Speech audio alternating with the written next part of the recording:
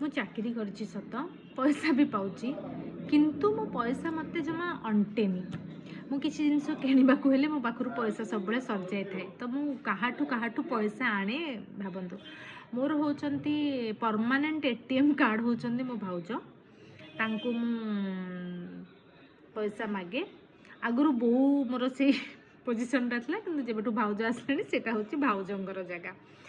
ଯେତେବେଳେ ମୋତେ ଶାଢ଼ୀ କିଣିବାର ଥାଏ, ଶାଢ଼ୀ କିଣିବା ପଇସା ମୁଁ ମାଗେ ଭାଉଜଙ୍କଠୁ। ଭାଉଜ ମୋତେ ପଇସା ଦିଅନ୍ତି, ଆଉ ମୁଁ ସେଇ ପଇସାରେ ଶାଢ଼ୀ କିଣେ।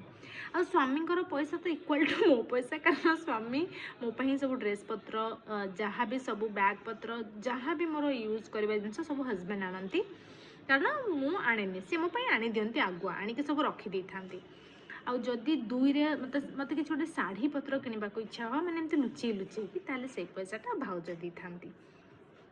ଆଉ ଯଦି ସୁନା ଗହଣା କିଣିବାର ଥାଏ, ତେବେ ସେଇ ପଇସାଟା ମୋତେ ନନା ଦେଇଥାନ୍ତି। ମାନେ ନନାଙ୍କଠୁ ମୁଁ ସେଇ ପଇସାଟା ଆଣିକି ସୁନା ଗହଣା କରିଥାଏ। ଆଉ ମୋର ସବୁଠୁ ଗୋଟେ ଭଲ ମାନେ ଯିଏ ହୁଏ, ଯିଏକି କେହି କିଛି ବି ପଚାରେନି କ'ଣ ପାଇଁ କାହିଁ, ସେ ହେଉଛି ମୋ ଭାଇ। ମୁଁ ତାକୁ ଯେତେବେଳେ ମାଗିବି, ମନେକର ମୁଁ 5000 ମାଗିବି, ସେ ଅଲୱେଜ୍ ମୋତେ 10000 ଦେଇଥାଏ।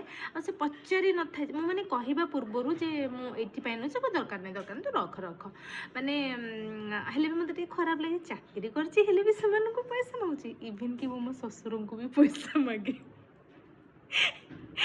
ବାପା ଟିକେ ଦେଇଥିଲେ, ତ ମୁଁ ଭାବୁଛି ମୁଁ ଏଥର ମୋ ବେବିକୁ ବି ପଇସା ମାଗିଲିଣି। ଲାଷ୍ଟକୁ ମୋ ବେବି ଟିକେ ତୁମ ଯେଉଁ ସେଟା ସେଭିଂ ମନି ରଖିଥାଏ, ମୁଁ କହିବି ଟିକେ ଦେଇଥାଅ, ତାପରେ ମୁଁ ରିଟର୍ଣ୍ଣ କରିଦେବି। ମୁଁ ଭାବୁଛି ମୁଁ ତ ଚାକିରି କରିଛି, ପଇସା ବି ଆସୁଛି, ବଟ୍ ମୋ ପଇସା ଯାଉଛି କୁଆଡ଼େ? ଯେତେବେଳେ ମୁଁ କୌଣସି ଜିନିଷ କିଣିବାକୁ ଯାଉଛି, ମୋ ପାଖରେ ପଇସା ରୁହନି, ମୁଁ ଏମାନଙ୍କର ସବୁ ପଇସା ନେଇକି ଆସେ।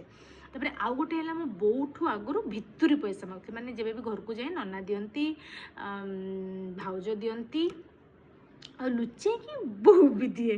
ତ ଆପଣଙ୍କ ସହିତ ବି ଯଦି ଏମିତି ହେଉଛି, ମୋ ସହିତ ସେୟାର କରନ୍ତୁ।